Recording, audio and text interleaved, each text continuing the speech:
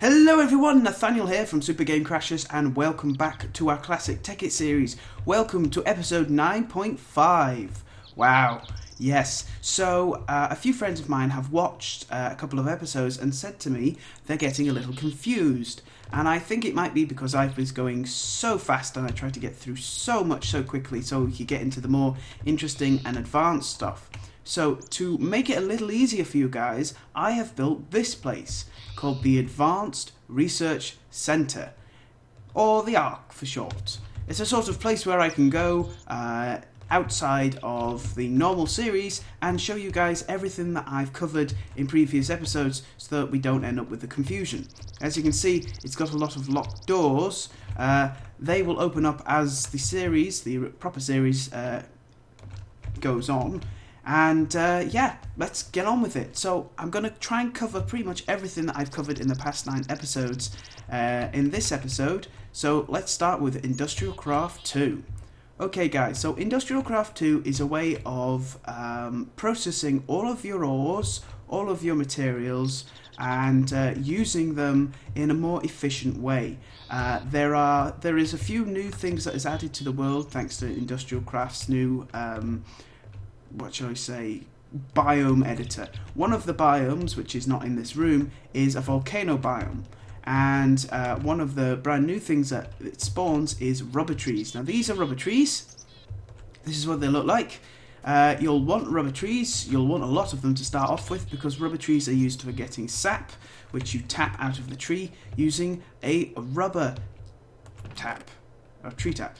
And a tree tap is made it's not actually showing me like that. So it's just wooden planks, makes a tree tap. So super simple, and there we go.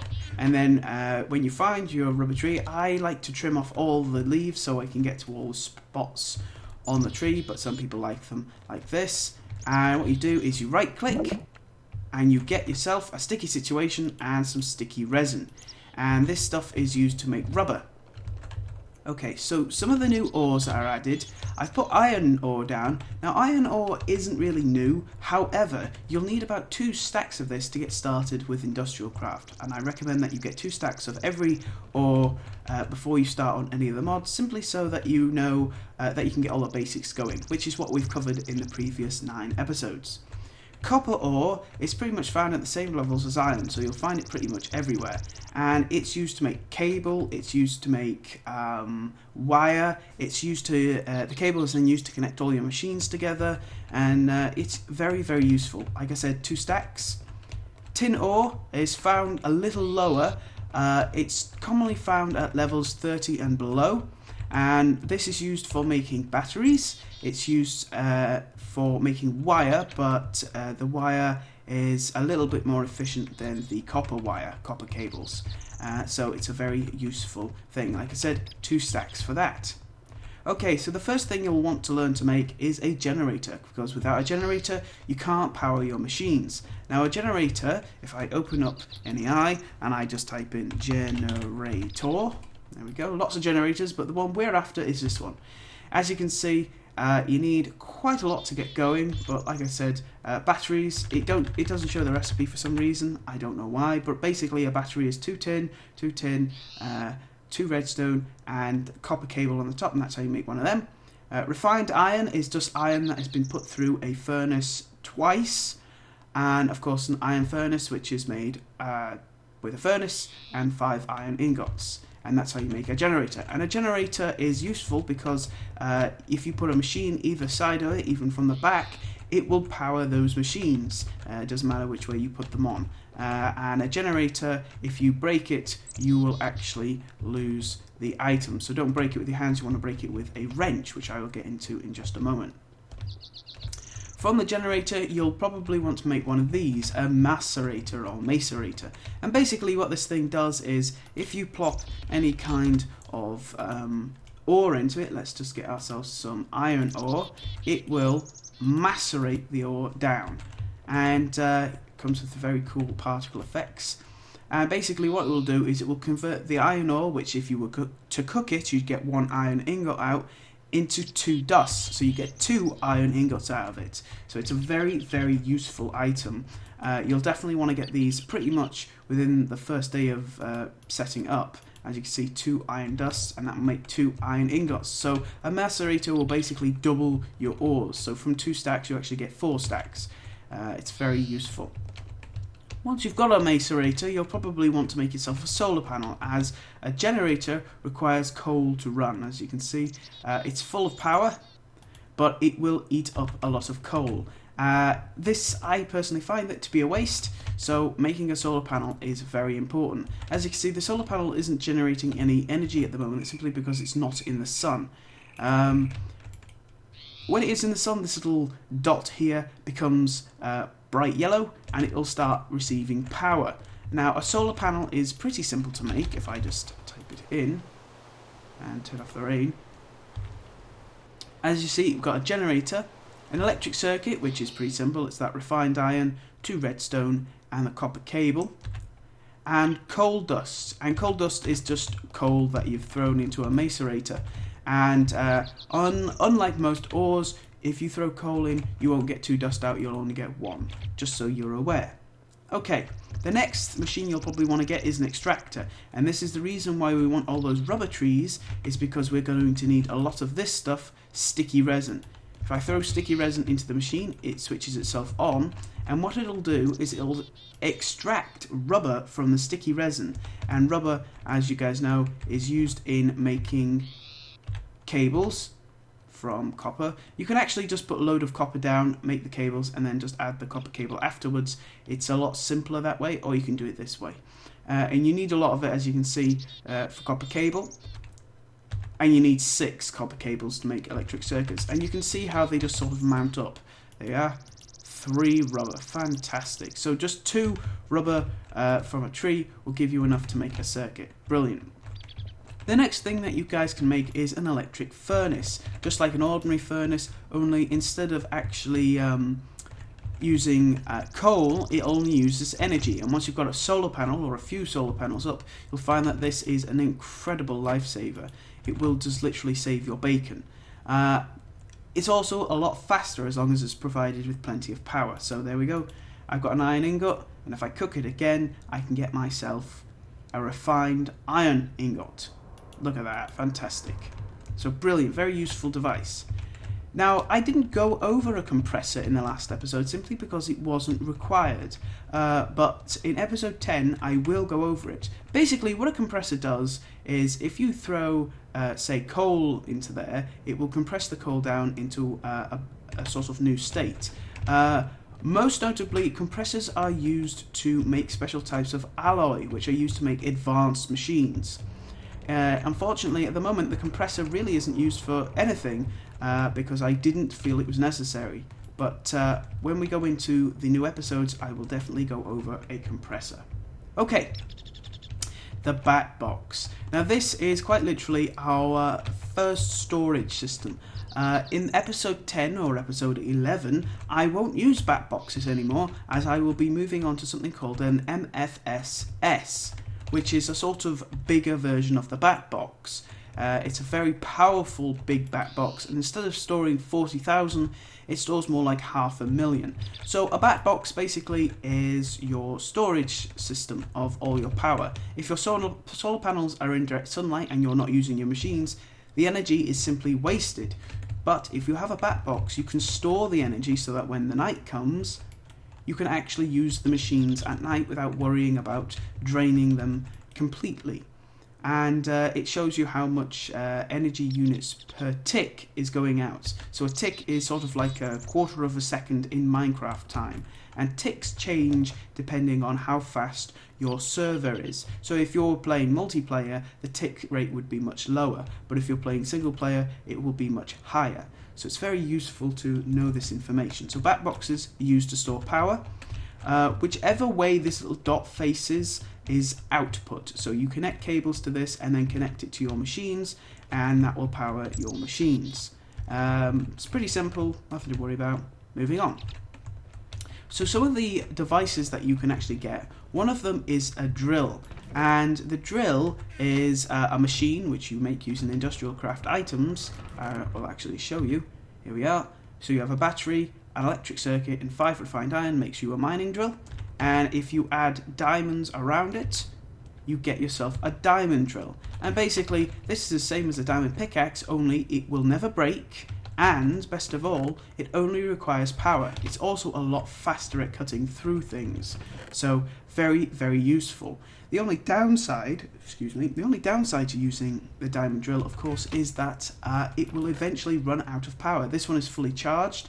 Once it runs out of power, it'll still work, but it'll be incredibly slow. So you might want to get yourself some batteries so that you can charge it.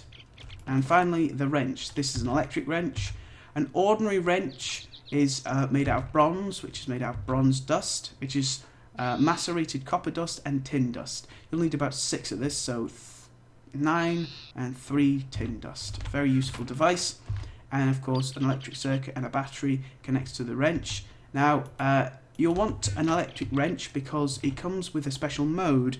If I activate the mode now, I've got to find the right button for it.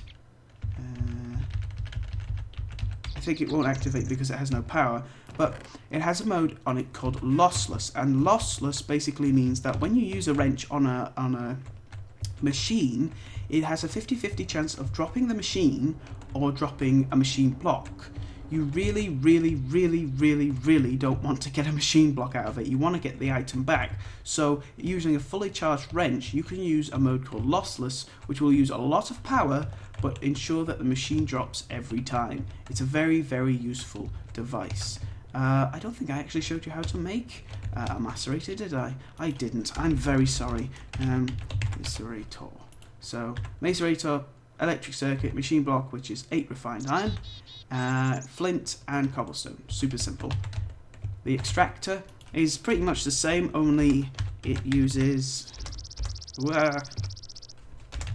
when I spell it right, there we go, tree taps, which I showed you how to make before. Electric furnace is super simple as well. It's just an iron furnace, electric circuit, and 2 redstone, so even less than the other machines. And a compressor, again, is really simple.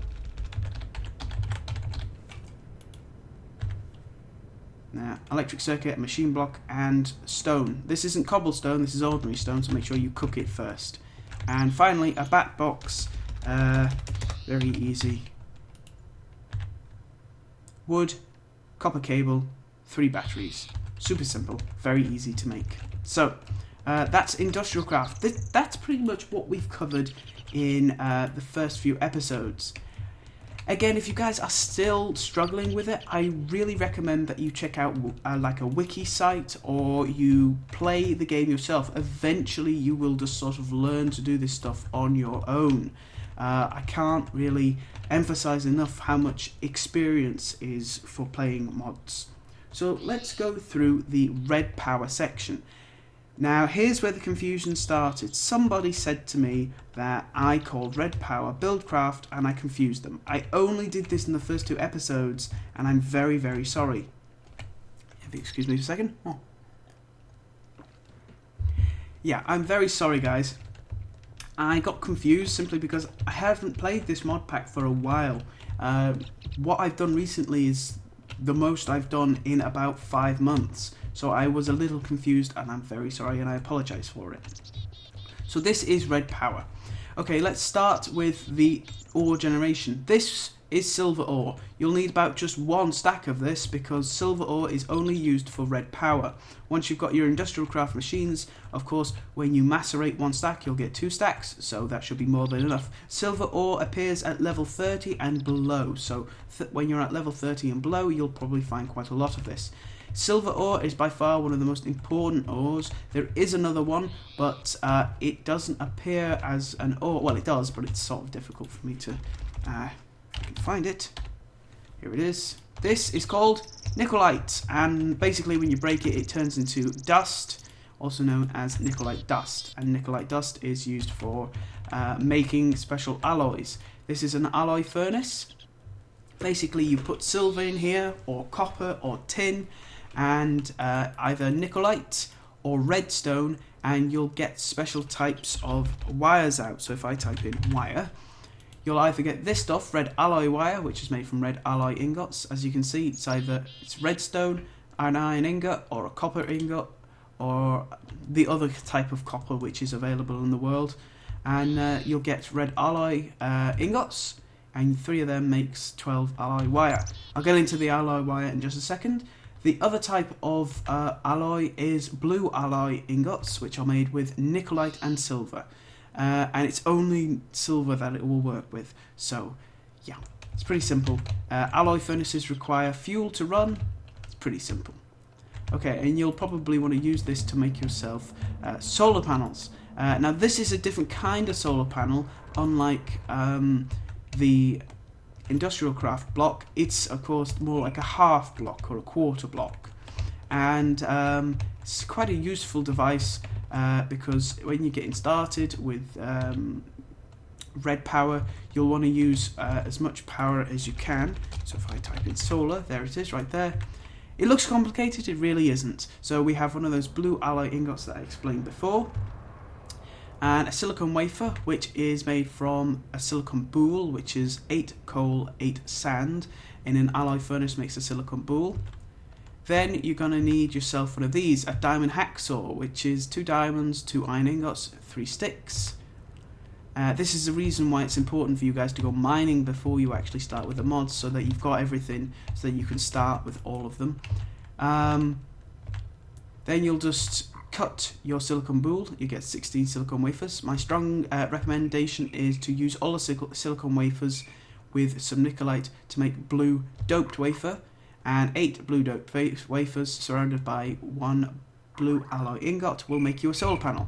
My suggestion is to use all 16 and make 2 of them so that you can power one of these, a battery box, which basically takes in solar energy and converts it into electricity. Unlike industrial crafts energy, it's a little bit less powerful, but in the end you really won't need that much with red power. Later on, as we get more and more into it, I'll definitely show you guys what you can do with it, but at the moment it's quite restrictive. So iron ingots, blue alloy ingot, and wooden planks, and these batteries, which is just nickelite, copper and tin.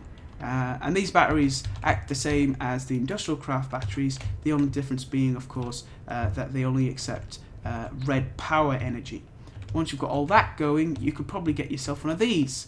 A blue electric alloy furnace, same as a normal alloy furnace. The only difference is, of course, this thing takes in power, which you can transfer with wire from the battery box into this furnace, and it just uses energy rather than coal or fuel to make your ingots. Very, very useful, very important to get one of those. I can actually show you, like this, how to make one of them, if I can spell it correctly. There it is. Super simple. Bricks, they're vanilla. Ingots, blue alloy, super cheap, super easy to make, and an alloy furnace is, again, very easy to make. It's just loads of bricks. So, super simple stuff.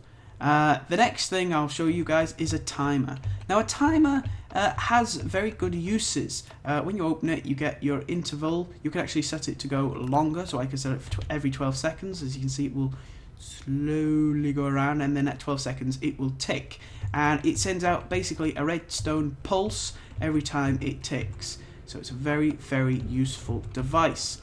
A timer can be a little bit tricky to make, but it really isn't hard.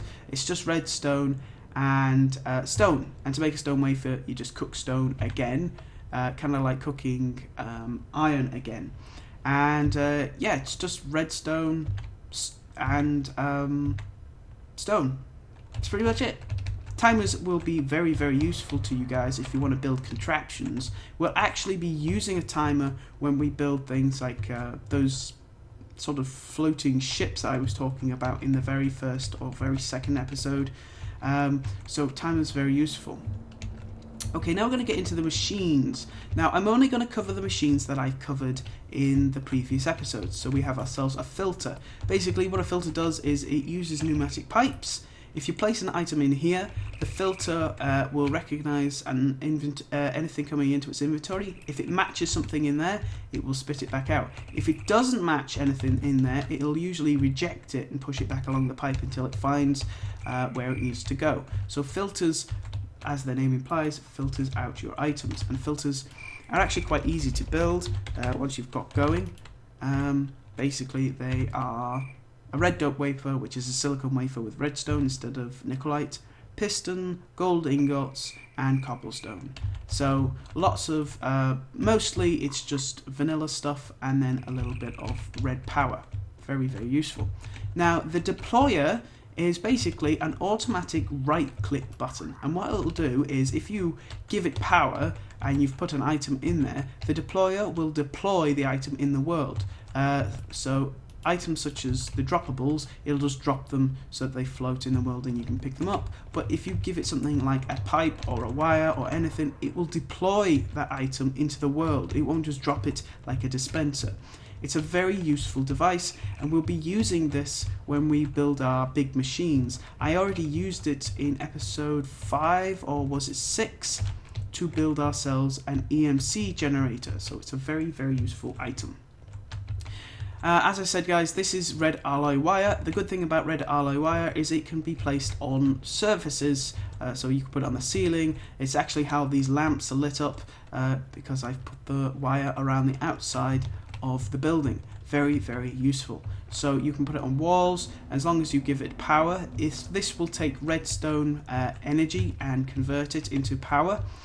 Basically, you use it with timers and other devices, and it will switch these things on via a redstone tick. Very, very useful.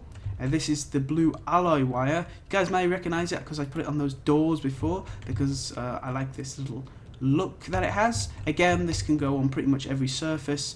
The only thing it can't, and the only thing that red alloy wire can't stick to, is glass. It won't stick to glass. And this is used for transferring, of course, the red power energy around. Red alloy doesn't do that, so yeah, very useful. And these are pneumatic tubes. Pneumatic tubes, really simple. I have noticed that the episode's running a bit fast, so here we go. Brass ingots, which is copper and tin, and a bit of glass makes a pneumatic tube. Pneumatic tubes only work with red power items. They do not connect to other tubes, pipes from industrial craft. They'll only connect to themselves, so something to note, but they will connect with industrial craft machines, and in the next episode when we start working with these big machines, they'll be very, very useful. And finally, a sonic screwdriver, because let's face it, who doesn't want a sonic screwdriver? Basically, this is a screwdriver that never breaks, and screwdrivers are used to rotate your machines. Okay guys, so the episode's running a bit long. I'll probably make a 9.6 episode straight after this so that we can clear up any confusion. Thank you very much for watching, guys, and I'll see you in the next episode.